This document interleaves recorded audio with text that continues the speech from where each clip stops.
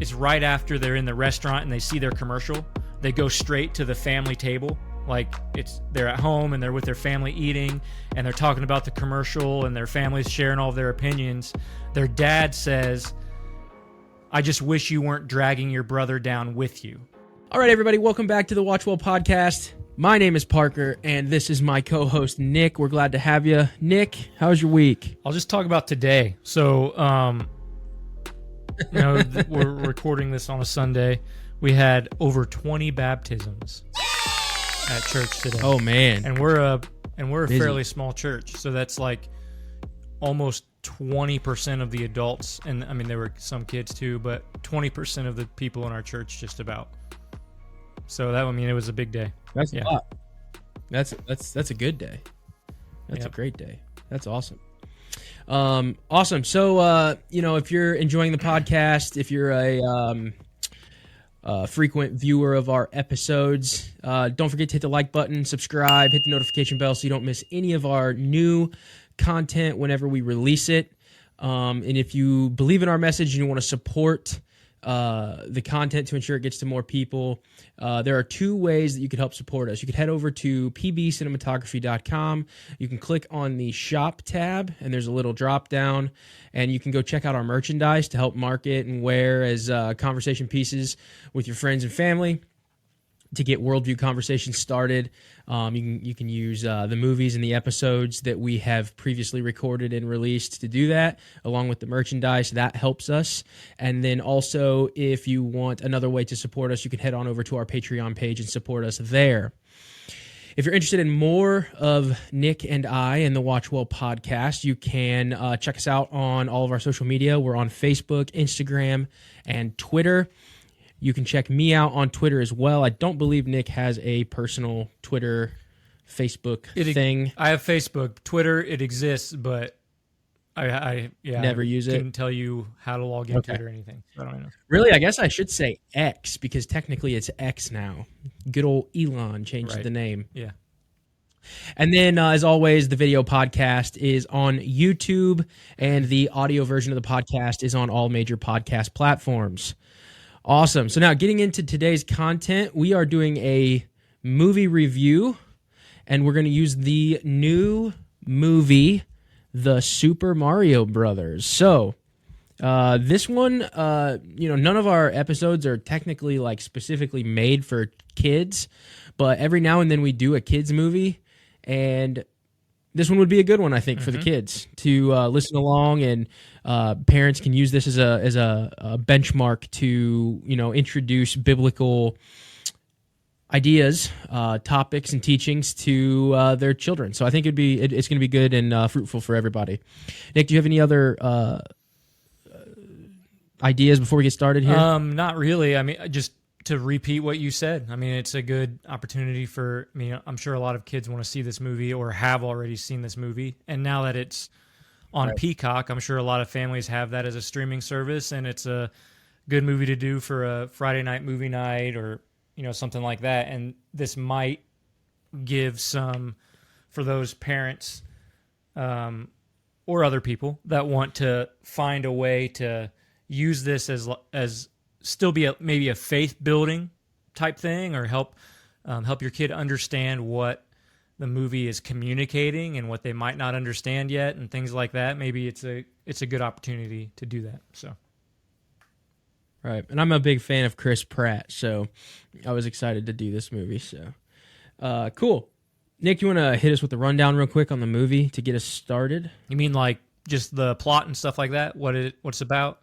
Yeah. Go for that. So for people that, I guess, it's going to be very few people that don't know about the Super Mario Brothers just in general. This is a video game movie. It's based on the video game that's been around for, I don't know how many years, 40, 45 years, something like that, since the 80s. Came out on Nintendo Entertainment System, and it's one of those games that, just to tell my enjoyment of the game, played it all the time. And my wife and I were actually on an anniversary trip, and we were walking through the mall. Our anniversary's in December, so it's close to Christmas and stuff like that. So we were walking through the mall together, and we come up to this stand in the middle of the aisle, one of those aisle kiosks, and they're selling those old like tiny little Nintendo entertainment systems that are come preloaded with all these games. And so we had a hotel and everything. We bought that, took it back to the hotel, and then played Mario all night long. So like this is it's very nostalgic for me to see this movie, and something that I enjoy doing. But so the movie is based on the video game. You got Mario and Luigi and Princess Peach and Bowser and a lot of other characters if you've played like Mario Kart and games like that. So that's the kind of central thing, is that it's based on that. But then it's this particular movie, this particular story is essentially Mario saving Luigi from Bowser when they get sucked into the what did they call it?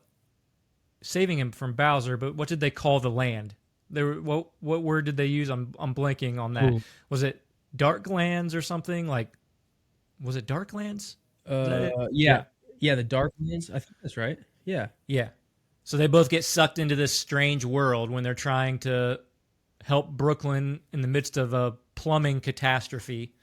They both get sucked into this other world. Mario goes to a happy, good place where Princess Peach is, and then Luigi gets sucked into, I think, what they call the Dark Land or something like that, and he gets captured by Bowser.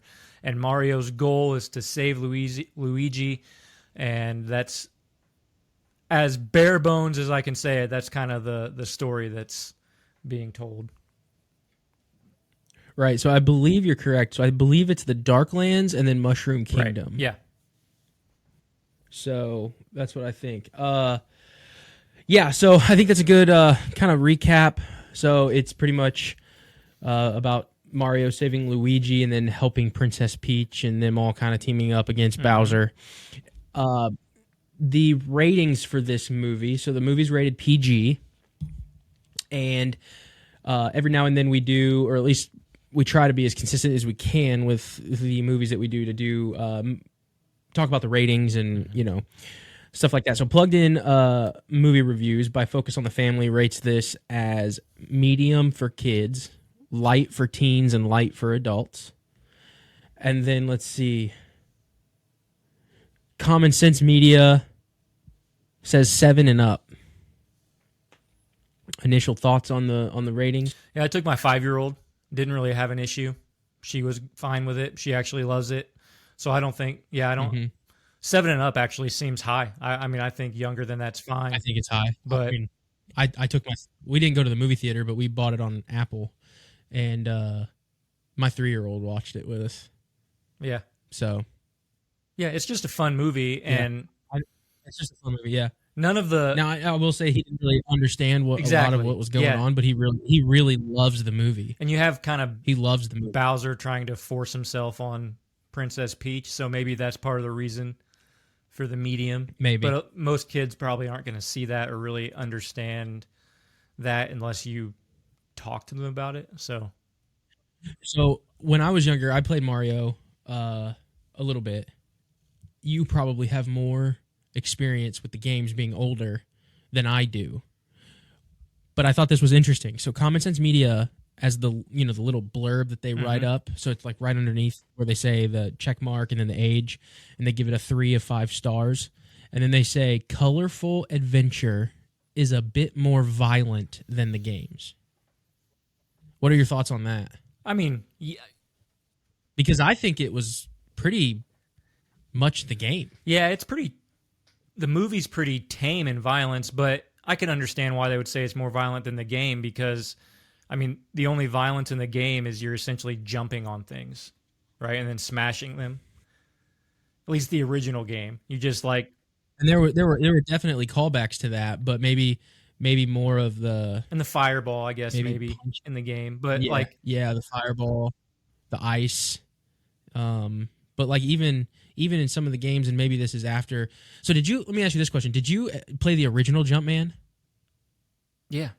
Like the 2D flat.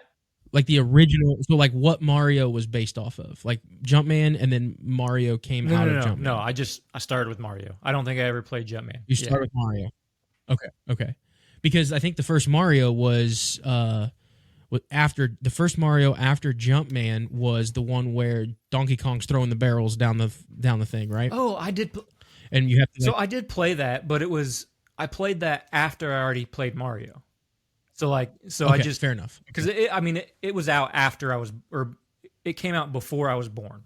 So both of those things were already in existence before I was born. Right. So. Yeah. Right.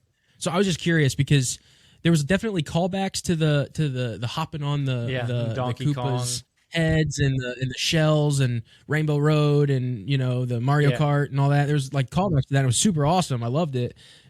But I don't really know. I'd like to know what specifically they're talking about here with a bit more violent than the games. Maybe they're saying that inherently because there's a storyline, there's more violence. Maybe the gladiator like stuff between Mario and Donkey Kong. Yeah, and Donkey Kong.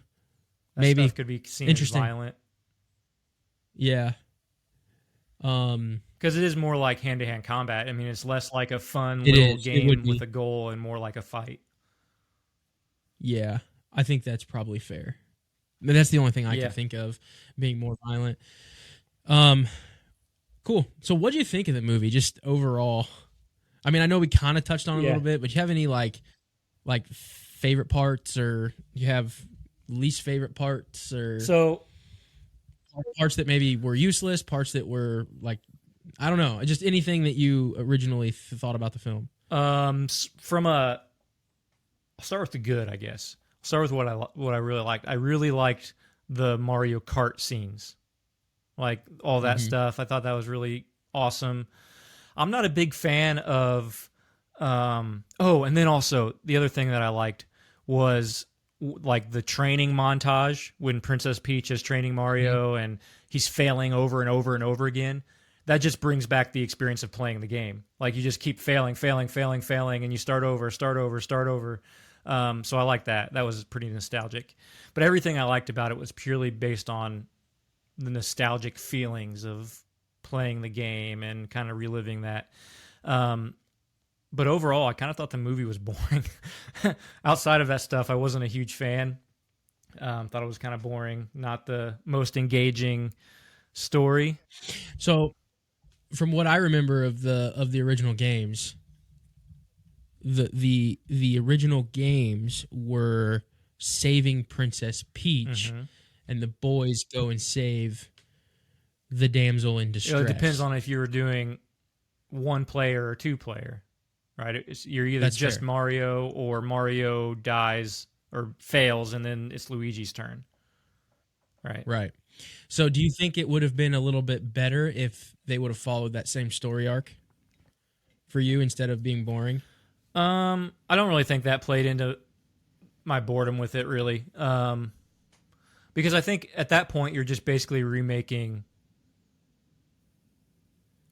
You're basically just completely remaking the game, and I understand why you don't want to just take it and then put it on film. So take the game and then put it on film. But I mean, I definitely noticed that aspect of it, but I don't think flipping that back around would have made my experience of the movie any more enjoyable.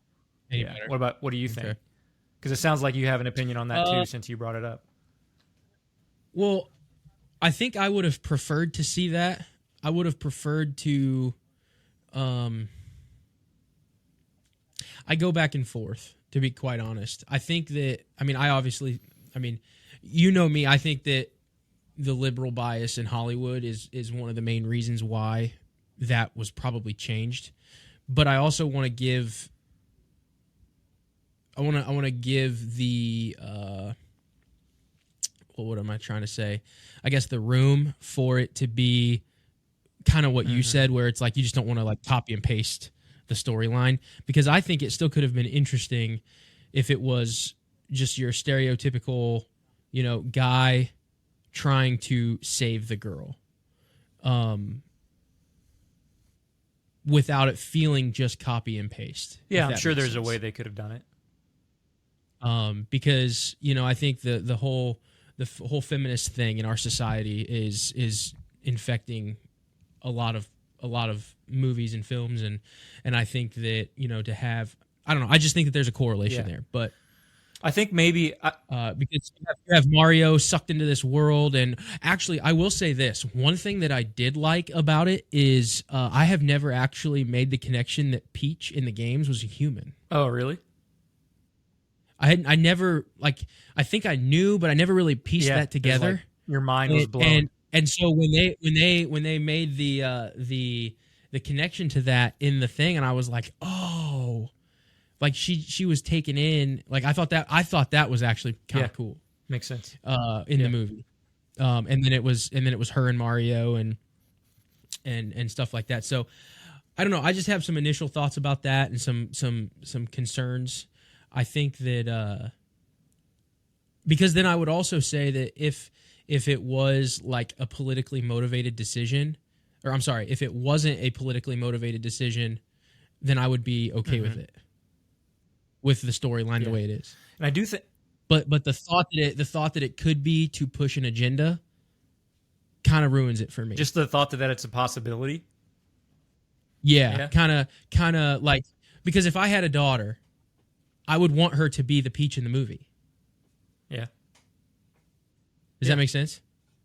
Like I would want her to be able to like carry out a lot of the things that Peach did, but I also don't want the bill of goods that the feminist ideology sells young girls today. You know, that they don't need a man, they don't need a husband, they just need to be independent and go make money and work for corporate America and do the whole thing.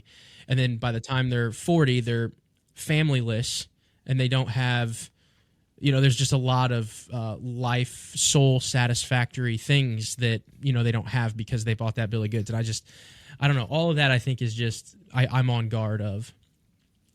Yeah. So I do think if they switched it, then a lot would have to change about more than just like who's in what position, or do they, you know, like more than just the fact that they'd have to rewrite the whole thing. Because I think the main the central conflict, at least what's going on with Mario, is so like if you were to phrase it as an argument, so the theme is what Luigi says at the very end, and again, we're a spoiler zone, we don't hold back on stuff like that. So if you are nervous or you don't want to hear it, you haven't seen it, go watch it and then come back to us.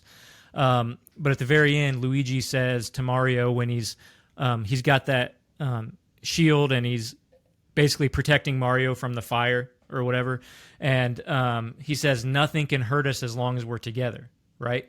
And that is the main theme in the movie, about those two brothers figuring out, or mainly Mario, figuring out that if they're doing things together, then they're not going to fail. They're going to be able to persevere and get through, because earlier in the movie, when it's right after they're in the restaurant and they see their commercial, they go straight to the family table. Like they're at home and they're with their family eating and they're talking about the commercial and their family's sharing all of their opinions. Their dad says, I just wish you weren't dragging your brother down with you. Right? So they don't have this support, and it's not even necessarily about the dad as much as Mario already thinks he's a failure and that he's bad for his brother. Right? And that is proven true in the moments following, when Luigi is lost because he follows Mario. And then it comes full circle to the point where finally Mario can see in his brother, you know what? No, we are better together. Luigi is better if I'm in his life and helping him than he is without me, and vice versa. So like that's the story, that's the line, the thread that's running through the entire movie. So they would have to, like, if they were going to put Peach into the position where she's lost and they have to save her, like in the games, they would have to flip that thread and like change all that out. But so, yeah. I agree. So, cool. Okay, let's talk about Jack Black. Because I think he does a phenomenal job as Bowser. I'd agree with you. I mean, I found Bowser annoying, though. Like, he did a good job because it's what... So it's a hard thing to explain, but I was annoyed by Bowser, but I think on some level I was supposed to be annoyed by Bowser. Right? Okay. I think they wanted the audience to just find Bowser insufferably annoying and want him to be gone. I think they wanted that, and that's exactly how I felt. Like the stupid Peaches song. We're just yeah. So success. I was annoyed by Bowser. Peaches, Yeah. Peaches. Hated it. Have you seen the social media posts of the worship song where they exchange the word peaches for Jesus? It's the same song. They just do a worship song out of it. It's really bad. It stinks. But it's pretty funny. Yeah. No, I thought Jack Black did a good job as Bowser. So, do you think that part of why you were annoyed is because the movie's not really made for you? Oh, sure. Yeah, that's got to play into it. Like it's just a kids. It's just a kids movie. You know, I will say some of my favorite parts of the movie was what's the character that was in the dungeon? The soul or whatever it was. He was like just eternal suffering. He's just like Debbie Downer the entire time. I love that character. That was the best character for me in the entire movie. I thought so too. It says some pretty dark things. Yeah, that's I loved every bit of it. And that might be, it's not violent, but that might be one of the reasons that it was rated medium. What was that character's? I don't know the character's name. I'm not sure what it is. Dude, it was so good. I don't even think it's defined because then it comes back at the very end. It does. Did you watch the very end? I think so, unless I missed something. After the credits? After the credits? Not. Ooh. I don't think I watched. You didn't I think we got up and I didn't watch anything after the credits. You didn't see the post-credits What did I miss? Ooh. What did I miss? So it goes. So the end, right? Okay. They come back to Brooklyn. And then like parts of Mushroom. What is it? Mushroom Kingdom. Mushroom Island. Kingdom. Yeah. Starts like coming back, right? And Bowser comes back, and now they're in the middle of Brooklyn, and they're having this epic showdown, and they grab the star, and they actually there is a plot hole that kind of bothered me. Oh, really? Yeah, so it's in this whole thing, but like it's got the final scene, this epic battle. Mario and Luigi obtain the star, and they get the superpowers from the star, and then they beat Bowser, and then they make him eat the small mushroom, and Bowser shrinks, and then they put him in a jar. The plot hole is that those mushrooms wear off. Mm-hmm. Yeah. So it's not like a permanent thing. So that kind of bothered me. I think they could have done a little bit better of a job. But there's setting the stage for the sequel. Right? But you don't even know anything about the sequel because you didn't see the... Right, I'm just saying maybe that sets the... I mean, I'm probably wrong because I didn't see the post-credit scene, but... Oh, I don't know. I don't know if they tie that together. I mean, maybe that's something... But as far as Mario knows, right? It only goes away when you get hit? Maybe. But what if you hit yourself? I don't know. I don't know. Run into the sides of the jar. Bowser like just sprinting back and forth. Yeah. But no, and then the credits roll after everything blows up and whatever, and it goes back to the original pipe, the green pipe system that sucked Mario and Luigi in at the very beginning of the movie. Okay. And you see an egg. And it just starts to shake. And then it hatches, and the screen goes black, and you hear Yoshi. Oh, no, I didn't see that. It's pretty cool. Yeah, I missed that. It was pretty neat. Yeah. So that's really fun. Okay, Nick. So let's see. That's pretty much all I have so far. If you want to jump into your first point, that's fine. So I don't have like a lot of points or anything, but I do think it's interesting. So I don't know that there's... So I'm trying to figure out the best way to say this. So I'm sorry for kind of starting and stopping like I just did. But so if I go back to that thematic argument that I talked about, like the thing that's going on inside of Mario, the nothing can hurt us as long as we're together, which being the truth that Mario has to learn. And then the thoughts that are preventing him from living that out are himself believing he's a failure and that he's dragging Luigi down with him. I think that can connect, and the need for each other. Like that, the idea of that we need our brother or our brothers. We need our family. I think that connects to the church. That connects to Christians banding together to accomplish something great. So, Mario and Luigi have started a business, and his dad doesn't approve of it because he thinks Mario's dragging Luigi down, and that they can't do great things. And they have to learn that they can do great things, but they have to do it together in order for it to be truly great things. So, to overcome the villain, to overcome all of the things that are going on, you have to band together, and nothing can hurt you as long as you're together, or you won't fail as long as you're together. And so I just think that idea connects to the church and how we're given a mission, and that we're not on an island, we're not solo, we're not to go out and just be individuals doing our own thing. It's we need the church to gather together as brothers.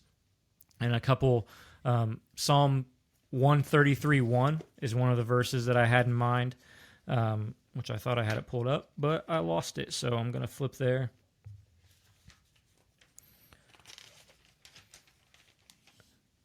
And just a really simple, short verse. Behold how good and pleasant it is when brothers dwell in unity. All right, so it's just that the goodness of brothers being in unity with one another. Romans 12:10 even is another verse that came to mind, and says just love one another with brotherly affection, talking about the church and the marks of a true Christian. And so that's the context. Paul writing to the church about how they are to live in community with one another and the marks of a true Christian. So one of those is to love one another with brotherly affection. And then Ecclesiastes 4. So I'm kind of going back and forth here. So old, new, old. So back in the Old Testament. And this is usually used as in weddings, this verse that I'm about to use, or that I'm about to read, which I just passed again. I got to go back the other way.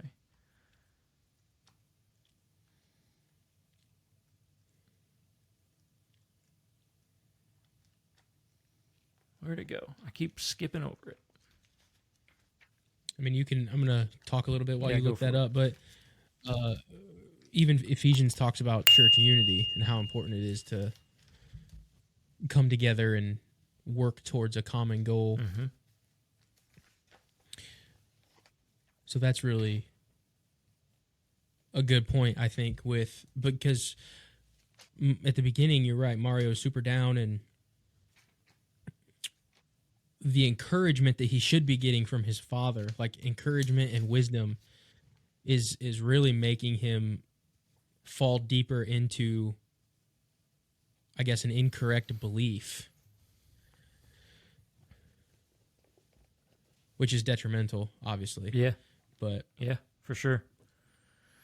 So Ecclesiastes 4:10 and going through verse 12. For if they fall, one will lift up his fellow, but woe to him who is alone when he falls and has not another to lift him up. Again, if two lie together, they keep warm, but how can one keep warm alone? And though a man might prevail against one who is alone, two will withstand him. And then a threefold cord is not quickly broken.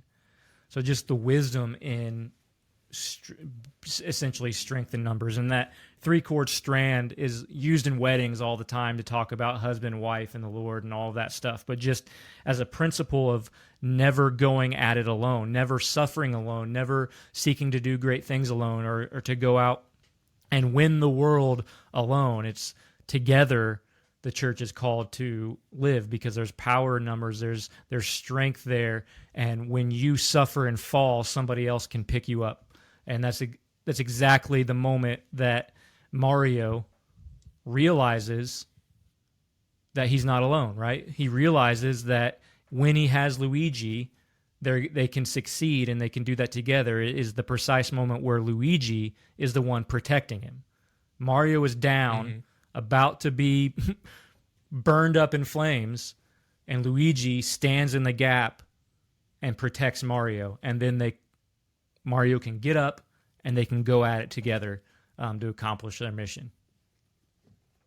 So let me ask you this question, because I think because we're the WatchWell Podcast. That's our aim is to help others improve their Christian apologetic.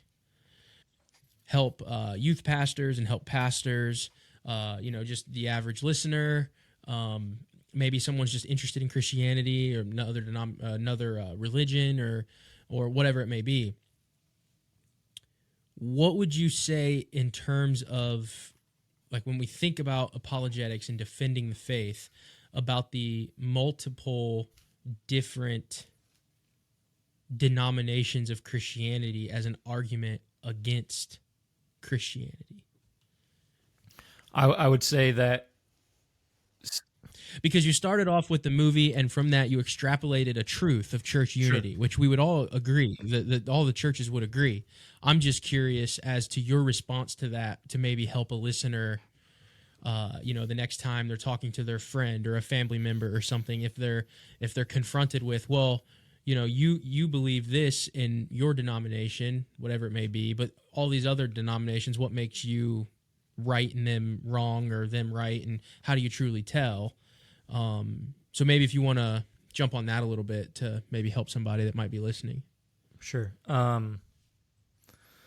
I think that the existence of mostly, so I might even contradict myself, or it might just sound like I'm contradicting myself, but mostly the existence of different Christian denominations has no impact whatsoever on any division or lack of unity among Christians.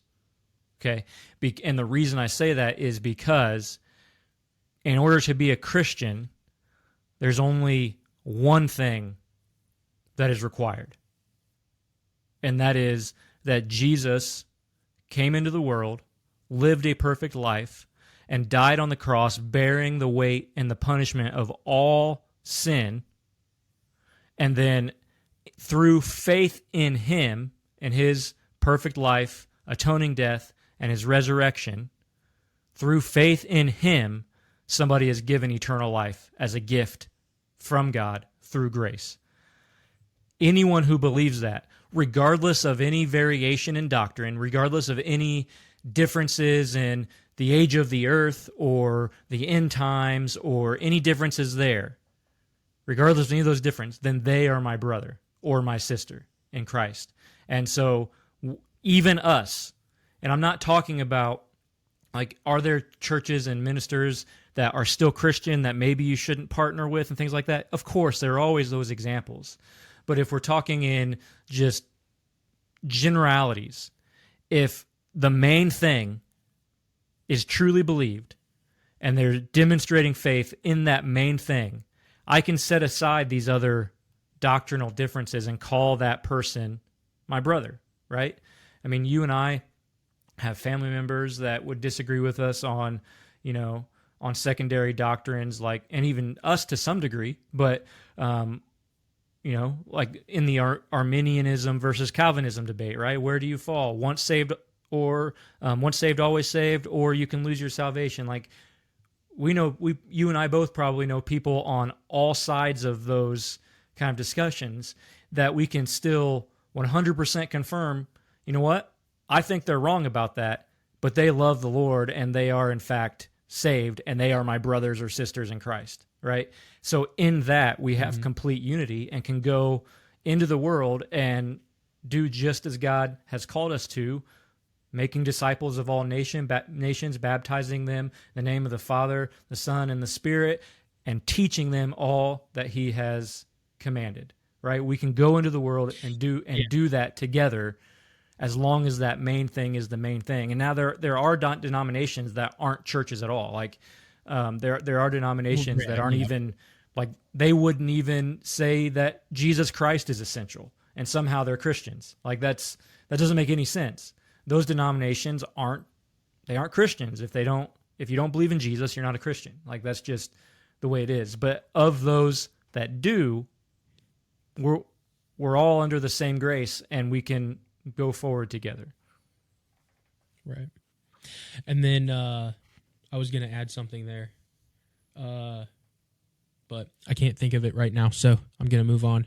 But I think I 100% agree with you. Absolutely agree with you. I think the denominations argument, if that is even an argument, I think is a flat one, or maybe not necessarily a flat one, but I think a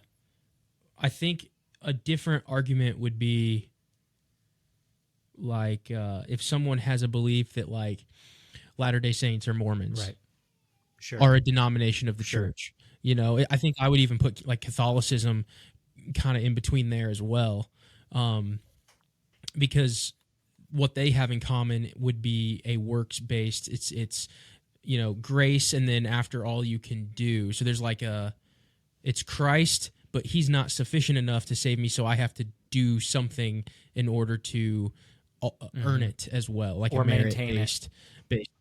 Maintain it, yeah. I think that if there's a, for lack of a better term, an educational misunderstanding of denomination, then that would be a different argument. If that makes sense. But like Mormon, Latter-day Saint, Catholicism, that's different than you know, Baptist and Presbyterians. Yeah. You know, I think that they would disagree on certain things, but at the core of it, to your point, salvation through faith by grace alone, apart from works, is the essential core doctrine that is believed. And through that, really, that is what unites us. It should be. It should be what is uniting us. So, so yeah, I think that's really good. I just had to throw that in there just in case someone is experiencing that argument, because I think I've heard that argument through social media, reading whatever. You know, why are you a Christian, or how can you believe what you believe if there's no defining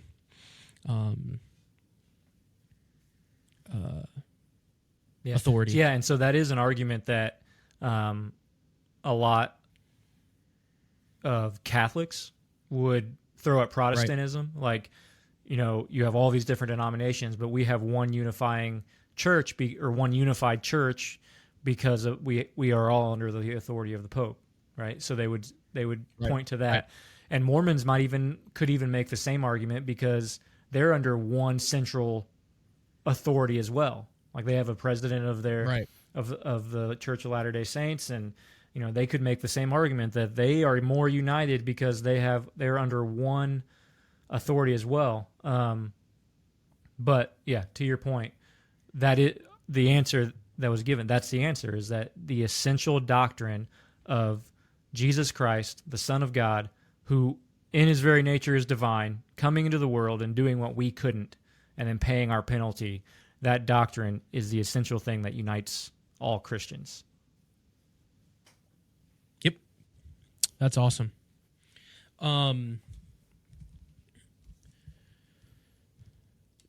The thing that I wrote on a little bit on Bowser as the bad guy, because Ronan loves bad guys. He's in a bad guys. Yeah.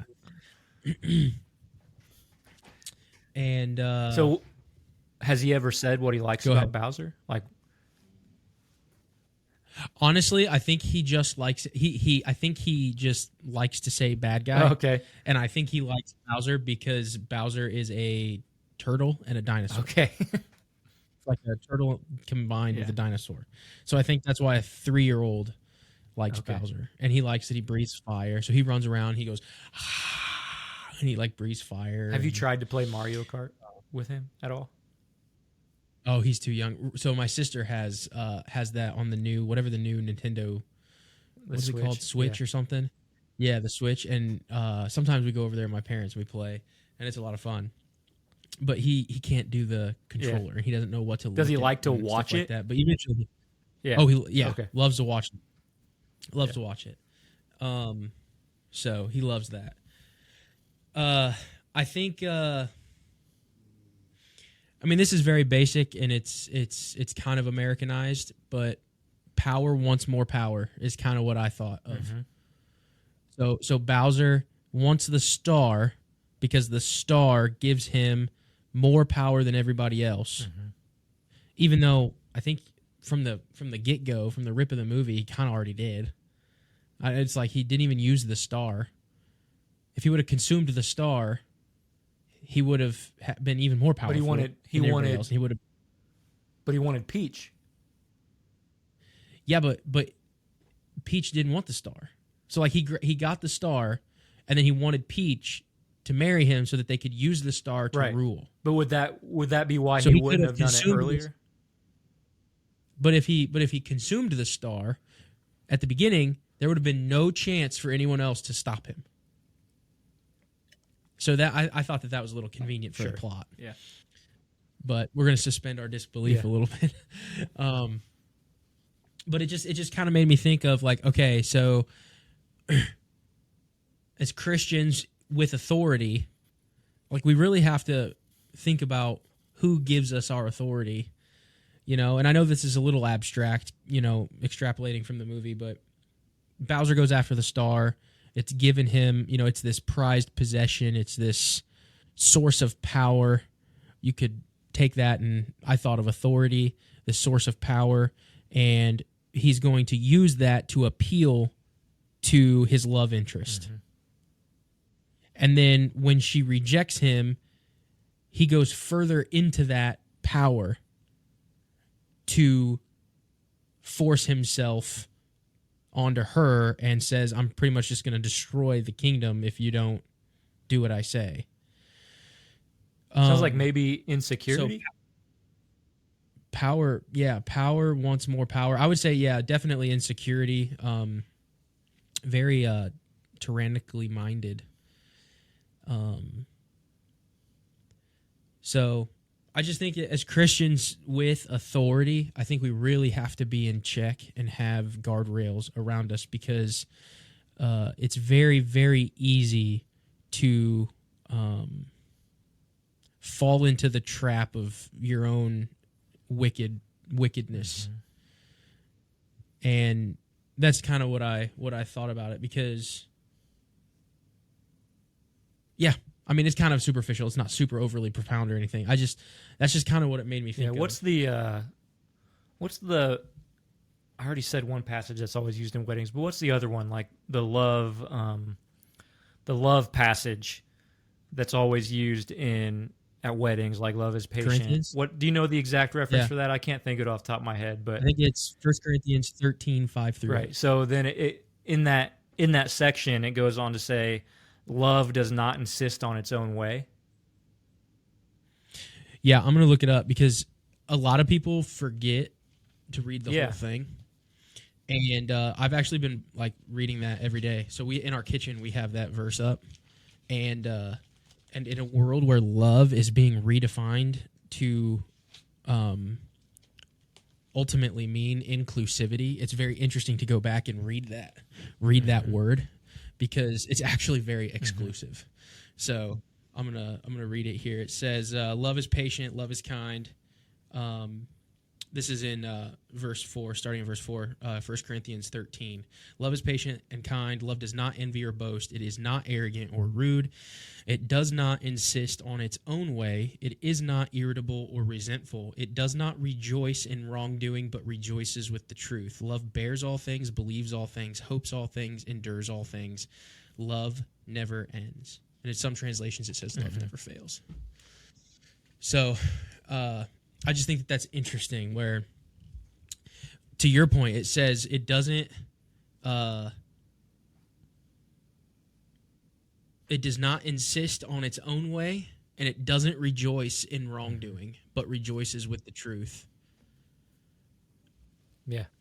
So as Christians, we kind of back on the authority thing. I'm kind of referencing like military and police and it could be an employer, people who own their own businesses, pastors, anybody in a position of authority that claims Christ really has to get down to the core of where that comes from.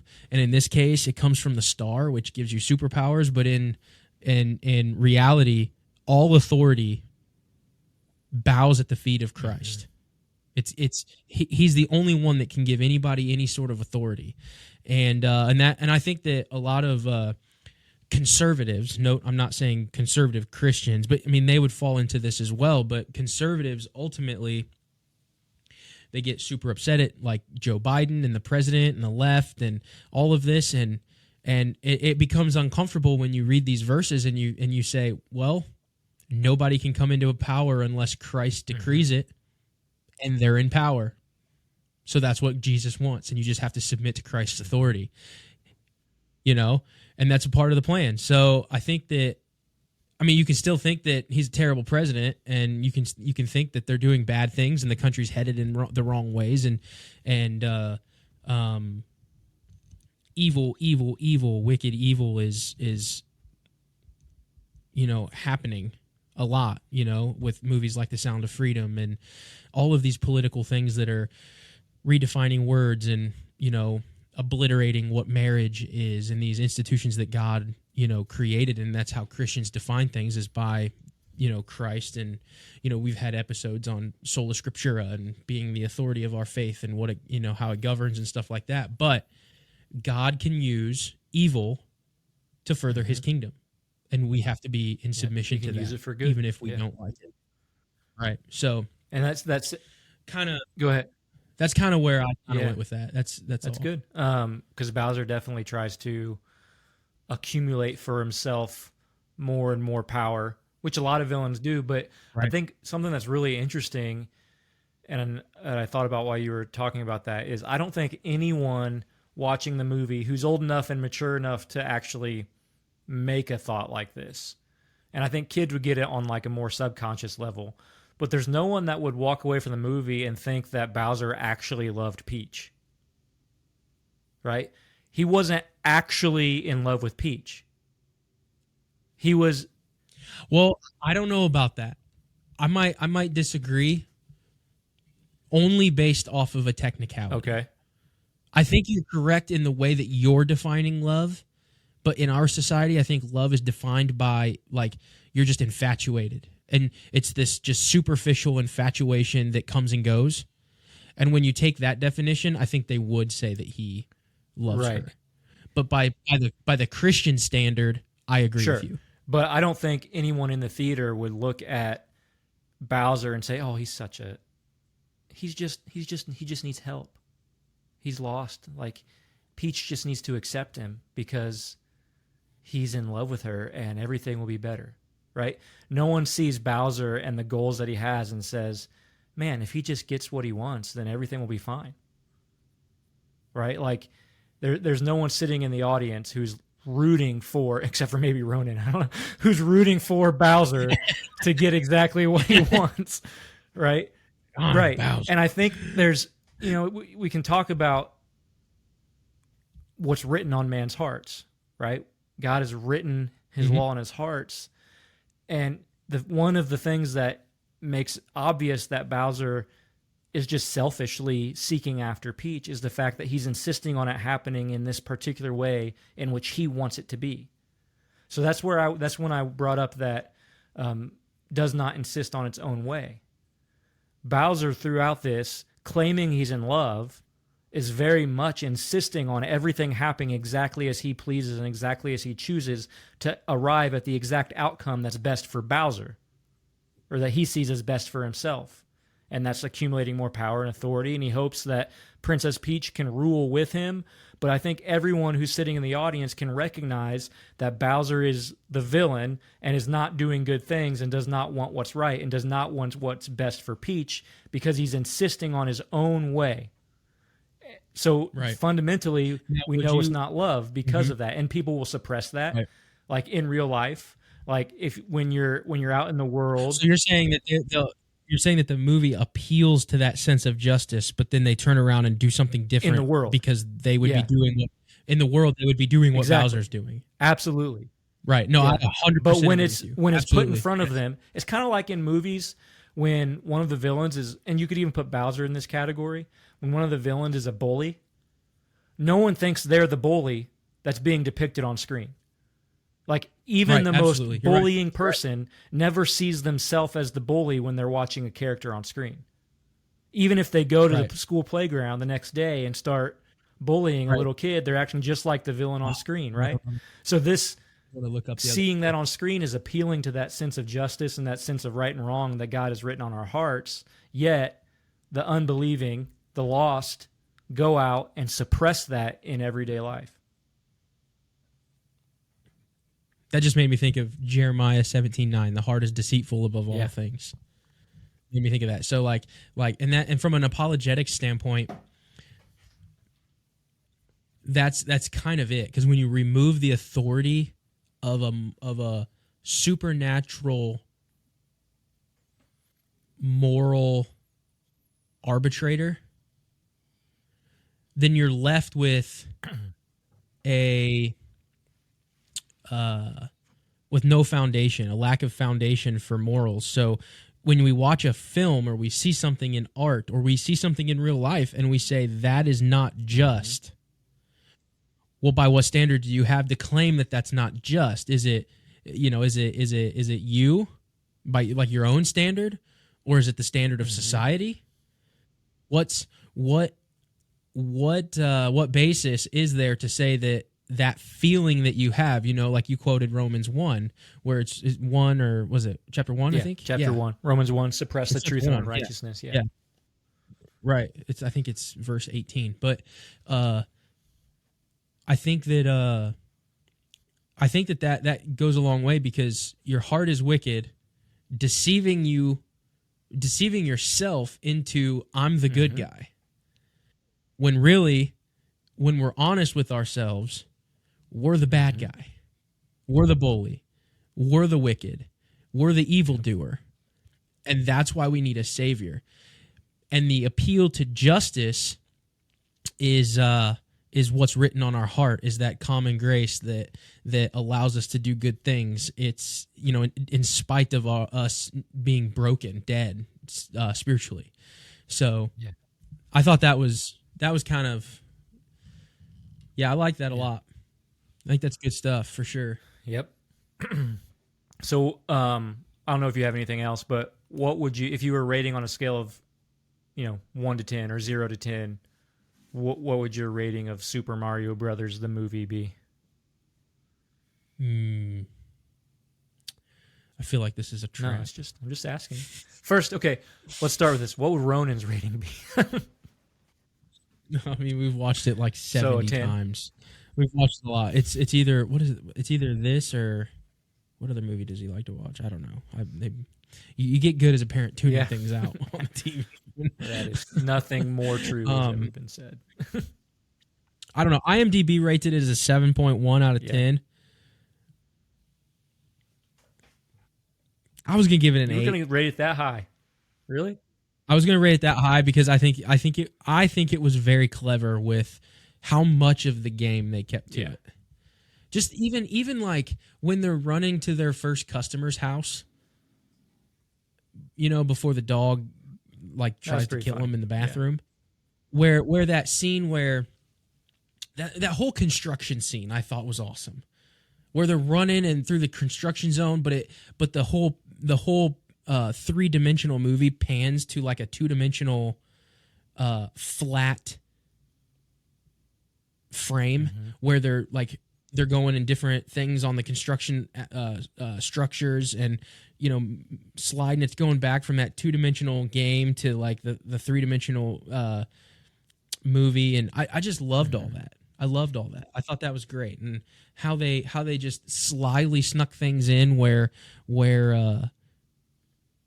they're doing the Mario Kart thing on Rainbow Road, and he falls off the rainbow and he falls onto another car and he hops on their head, and just the way the transitions worked from a movie standpoint and the production of it, I would give it an 8. I think if The reason why I would rate it lower is because the storyline I think sucks. I think the storyline is kind of boring. I didn't like that they didn't stay true to the Italian thing. Yeah.